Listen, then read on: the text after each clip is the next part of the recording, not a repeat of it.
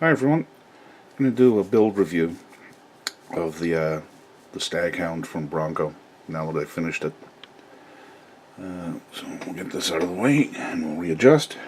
Yeah, there it is. How's the lighting?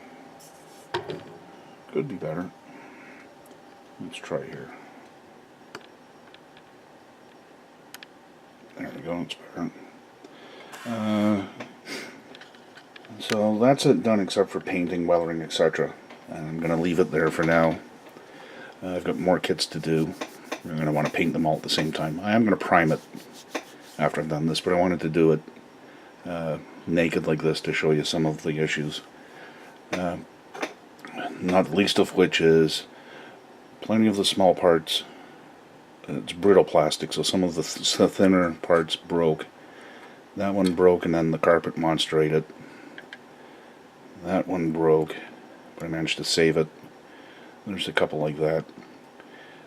A lot of the parts they want you to put on are actually behind the wheels and the suspension and the steering that you'll never see. And this thing's caused me enough frustration that I left it. One of them will get to some other stuff as well. One of the most major issue I had, turret's loose, is this piece here. I'll show you on the instructions. You'll notice it's now flush at the back there.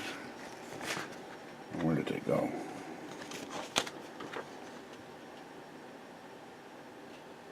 There it is. This doesn't really show it well, but this is the part. Where is it? Yep. This piece here, oops, was way oversized. There was a large overhang at the back here, and it wasn't a misfit on my part because it's just this and the turret, the top half of the turret. It overextended by a good 2 millimeters here, and that's the best I can do without taking off those rivets along the top edge of the main piece. So very unimpressed with that. Otherwise, the fit of the main components wasn't terrible. Some of the smaller bits, again, you're lucky to get them off the sprue if they don't break.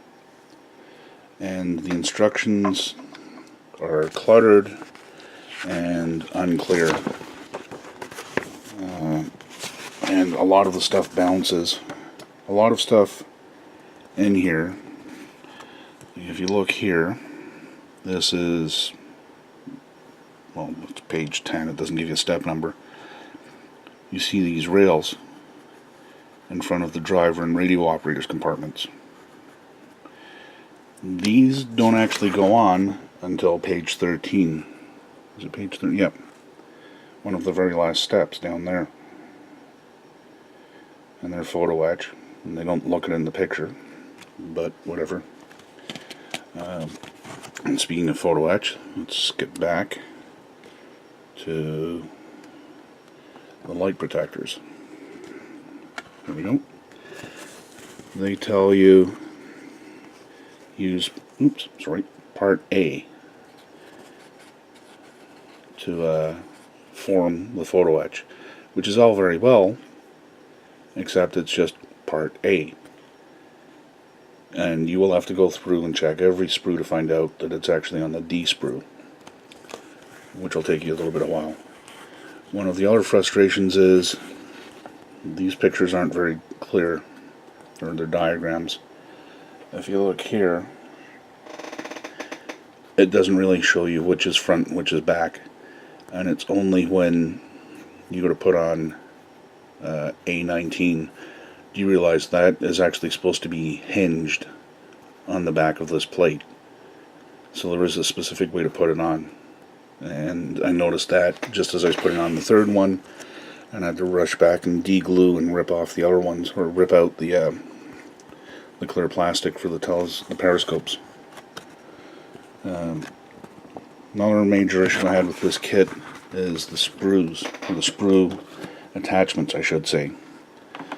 Now, the sprue gates, or the sprues, were huge on most of these. So instead of joining them reasonably like this, I'm using this as an example because the camera just won't focus on the smaller parts.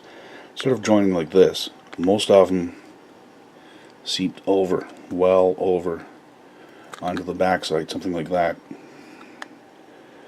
So once you've cut off, then you're stuck with the piece here.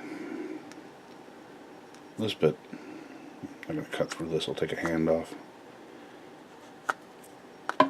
Yeah. When you're stuck with that little bit, somewhere, usually on the face of the sprue or on the attachment surface, and as often as not, you got other nubs or bolt heads and stuff on there. So getting this bit off was a major pain, and it was just because it was very large. Even on some of the stuff where they could have made it a very, very thin attachment point, on some of the things, like the small mirrors up here, the sprue attachments were almost the width of the entire mirror. Oops, there we go. That's a bit better. Yeah, the sprues were almost the width of the entire mirror. And that big flat sprue attachment ran parallel to the sprues themselves. These ones are much narrower than the ones that were on the mirror. You guys can't really see it, can you? No, you can. Which meant going in like this way, the normal way we would take stuff off, meant they were more likely to shatter than actually cut, even with good sprue cutters. So what you'd actually have to do is cut well back, back at the base of the sprue type thing, and then go in and actually cut parallel to the length of that sprue attachment. Lots of cleanup. It was a real pain. I'm hoping the next Bronco I've got to do is a whole lot better than this one because it's a couple of years later. But between the big sprues, some fit issues, and the instructions left a lot to be desired. I'm glad this one is over, and like I said, I skipped a lot of the hidden stuff just to speed up the process because this was not certainly not one of my favorites. But let's put it in the center and give it a spin. Now what it is really kind of a unique vehicle. And it's a unique kit. I don't think anybody else is doing the Staghound with the Crusader turret on it. You can pick up a couple of different armored cars, the Staghounds and the Humbers, but none have basically a tank turret mounted on top of them. They're all MGs or small cannons. So it's a unique model of a unique vehicle. And for the most part, I built this as a lot of us do, which is make up the main box, the main body, and then start adding stuff. And that's what I did with this one because of the amount of photo-etch here. These were the very last thing I did. And a personal annoyance of mine is I couldn't leave the wheels off to paint them separately because of these extend down below the bottom of the vehicle and would probably get crushed or be constantly in the way. And there is so much small stuff on here that even painting it's going to be a real treat. But yeah, I mean, if you want it, be forewarned it's not going to be the easiest kit you've ever done. It's not going to be the worst, but it's going to be a fair bit of work. So if you've done a couple of kits and cursed along the way, you can probably handle this one. If you prefer Tamiya, which I do, this one probably isn't for you. Anyway, take care.